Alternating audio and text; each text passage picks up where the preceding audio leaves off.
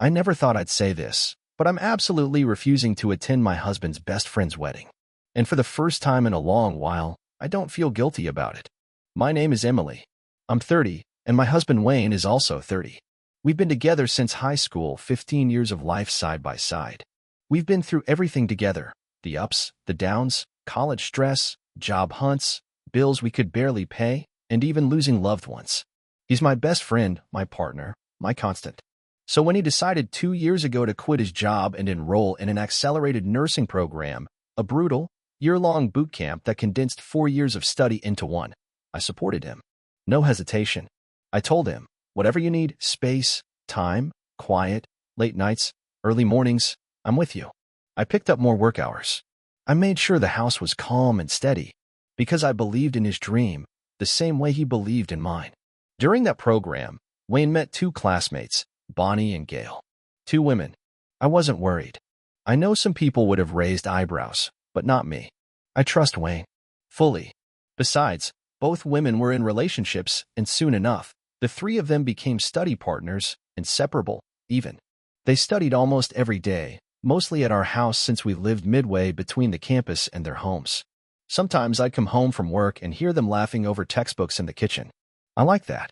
I even like them, Bonnie, especially. Eventually, it went from study buddies to actual friendships. Bonnie's boyfriend Dan and Gail's girlfriend Tanish joined our little social circle. We'd have dinners, movie nights. It was casual, warm, like a little extension of our lives. Then, slowly, that circle started to shrink. Tanis was out of the picture after she and Gail broke up, and Dan got busier with work. Bonnie and Wayne ended up taking jobs at the same emergency room. Gail went to a different unit on night shift. The group drifted. That's life, right? Or so I thought. A couple months ago, Bonnie got engaged to Dan. We were genuinely happy for them. Bonnie told us we were definitely invited to the wedding, even though it would be out of state, 12 or 13 hours away by car. Flights, hotels, childcare, it would be expensive. But we said we'd make it work. Our son would be 9 months old by the time of the wedding, and my parents agreed to babysit. I even started shopping for dresses. Then last week, everything changed. Bonnie pulled Wayne aside after one of their shifts. She told him something that completely blindsided both of us. Apparently, for nearly 2 years, Gail had been convinced, absolutely convinced, that Wayne was secretly in love with her. That all the studying, the closeness, the time they spent together wasn't about friendship, it was a connection. A sign. A promise that, eventually, he would leave me and they'd be together. She told her friends this. She told Dan. And when Wayne told everyone we were trying for a baby, Gail told them she was going to have his baby. That our child wasn't even real to her, it was an obstacle. I just froze. As Wayne explained everything to me, I could feel the room spinning. And here's the worst part, Bonnie and Dan knew. They knew about Gail's delusions. They knew she was saying horrible things about me, claiming I was manipulative, that I was holding Wayne back. And they said nothing. Not once did Bonnie come to me and say, "Hey, I think something's wrong with Gail." Not once did Dan say, "You should know what's being said behind your back." They let me sit across from Gail at dinner tables. They let her into our home, around my baby, into our life, knowing full well she was hoping my marriage would fall apart. Now, I'm being told that Gail is still a bridesmaid. That Dan doesn't want us at the wedding because of some twisted lie Gail told him about me, something I never even said. And I'm just supposed to pack a suitcase, leave my infant with my parents, fly across the country, smile through clenched teeth, and celebrate their wedding like everything's fine? No, I won't do it. And if that makes me the bad guy, so be it. Hey guys, don't forget to subscribe to the channel and hit the like button. There are plenty more exciting stories coming your way. After Wayne told me what Bonnie had revealed, I felt like I was staring at a house I thought was built on stone, only to realize the foundation had been cracked for years, and no one told me. 2 years. That's how long Gail had been spreading her delusions. 2 years of her insisting to anyone who'd listen that Wayne and I were some kind of temporary inconvenience. 2 years of her whispering poison into Dan's ears about me, about Wayne, about our marriage. She even said I was manipulative? That I was mean to Wayne? I gave that woman a seat at my dinner table. I welcomed her into my home while she plotted, fantasized, and lied. And the people who knew? They just watched. Bonnie, Dan, they knew Gail wasn't well. They knew she was obsessed. And they let it slide. Bonnie, Wayne's so-called best friend, spoke to Wayne on the phone almost every night after their shifts. And not once did she say a word. When I finally processed it all, the anger set in. The betrayal. And more than anything, the disbelief. What kind of friend lets someone like Gail spiral so far and does nothing? Bonnie said she didn't want to trigger Gail by cutting her off or confronting her. But what about me? What about the woman whose marriage was being targeted? And let's not forget Dan. Dan was told, by Gail, that I said something so vile, so inflammatory, that I still can't wrap my head around it. Something about gun violence, school shootings, and blaming people like him, gun owners, for children's deaths. It was a complete lie, fabricated. And instead of asking me what I actually said, he chose to believe the worst. Dan internalized it. He stewed in that anger. He ghosted us, refused to come to dinners, lied to Bonnie about work because of something I didn't say. And no one thought to ask me. No one gave me the benefit of the doubt. That's what hurts the most. Then, to top it all off, we get a wedding invitation, hand-delivered, like nothing's wrong. Bonnie smiles and says she can't imagine getting married without Wayne there. And Gail, yes, Gail, is still in the bridal party, still wearing a bridesmaid dress, still being treated like nothing happened. Am I supposed to believe this wedding won't implode? Bonnie says she might remove Gail from the wedding, but she's afraid it will cause her to spiral. You know what causes people to spiral, Bonnie? Covering for them, protecting their delusions, and dragging innocent people along for the ride. I've already told Wayne I won't go to the wedding if Gail is still involved. I won't spend thousands of dollars on flights, hotels, outfits, and babysitters just to sit in a room with a woman who actively tried to sabotage my marriage. I won't pretend this is fine. It's not fine. Bonnie keeps saying she's sorry, that she didn't know how to handle it, that it wasn't her intention to hurt us. But intentions don't matter when the damage is done. Wayne's torn. I can see it. He still wants to believe the best in people, especially Bonnie. They've been through a lot together in the ER. Long shifts, death, trauma. That kind of thing bonds people. He calls it trauma bonding. And maybe that's true. Maybe that's why he's so reluctant to let go of that friendship. But I told him plainly, I won't go. I won't be around people who treat our marriage like it's disposable. Like it's less than because it didn't come wrapped in a bridesmaid dress and a delusional fantasy. Wayne says he understands. He's even said he's not sure he wants to go if Gail's there either. But deep down, I can feel his hesitation. Like he's still hoping this can be fixed. That we can all just talk it out and move on. But some things don't just get patched up. Some wounds don't heal with an apology, especially when that apology never comes. Right now, we're waiting to hear what Bonnie decides. If Gail stays in the wedding, we're out. If she's removed, maybe. But even then, I don't know how you come back from this. Because trust isn't something you can glue back together. Once it shatters, it's never the same. The days after that conversation with Wayne felt strangely quiet, like the kind of silence that settles after a storm, but you know it's not over, just the eye passing through.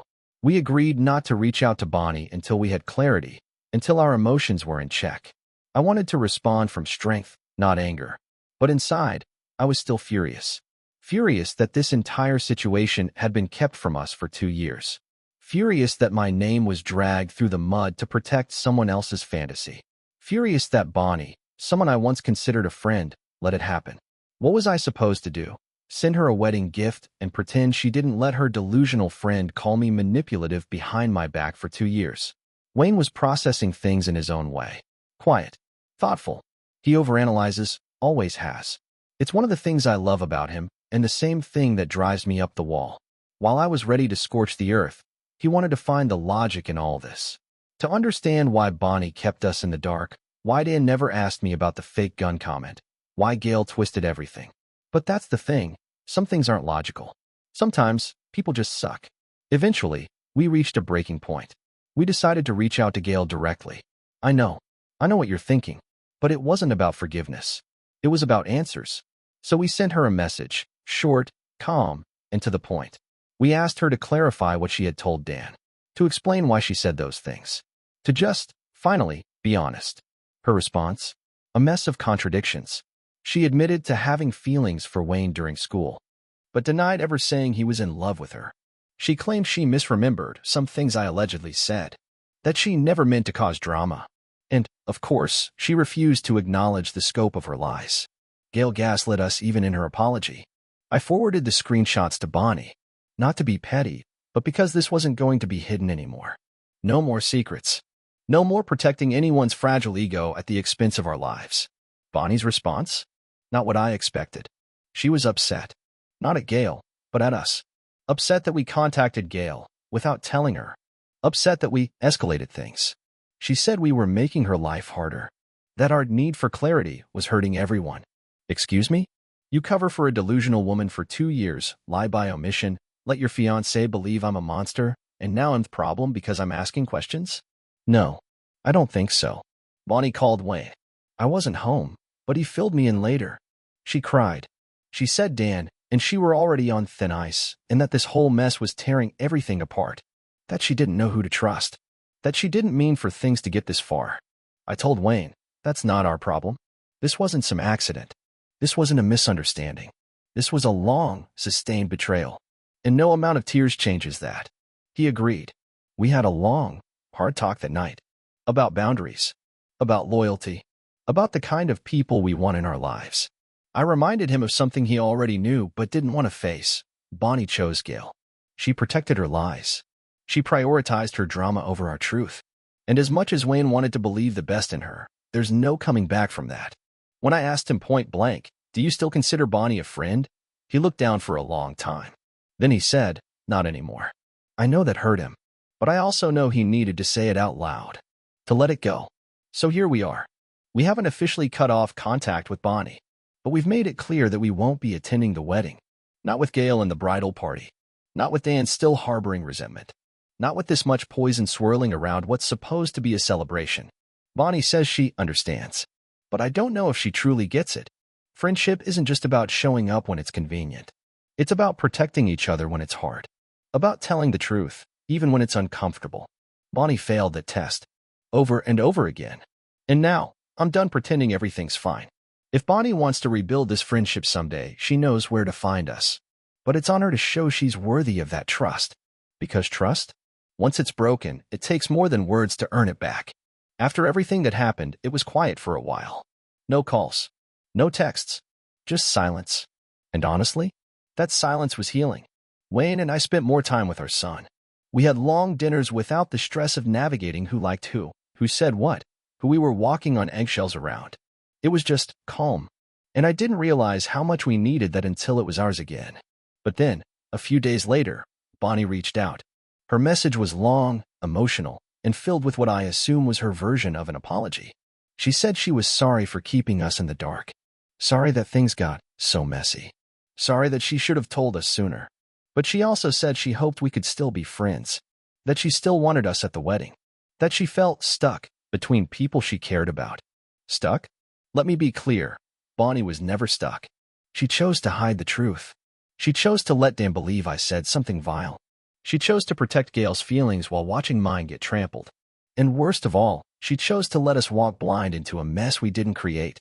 There's no version of stuck that excuses that. Wayne and I talked again. And this time, there was no hesitation in his voice. He said, we're not going. And just like that, we both felt lighter. Bonnie will get married. Gail will walk down the aisle in a dress she doesn't deserve.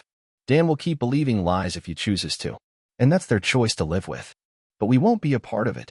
We sent Bonnie one final message. Kind. Respectful. But firm. We appreciate your message. We understand you're in a difficult position. But this situation has hurt us too deeply to ignore. We can't pretend everything is fine when we've been treated with so little respect and honesty. We wish you a beautiful wedding day, but we won't be attending. We need time and distance. If there's ever space to rebuild from truth and accountability, we're open to that.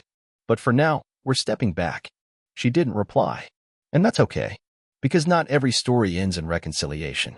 Not every friendship is meant to last forever. Some people are chapters, not lifelines. And as painful as that is to admit, it's freeing too. Wayne and I have always said our marriage is a team. That we don't let anyone else sit in the front seat of our life. And for the first time in a long time, we're living that truth. No more accommodating drama. No more dimming our light for people who never cared to see it. Just us. Our son. Our peace. And that's more than enough.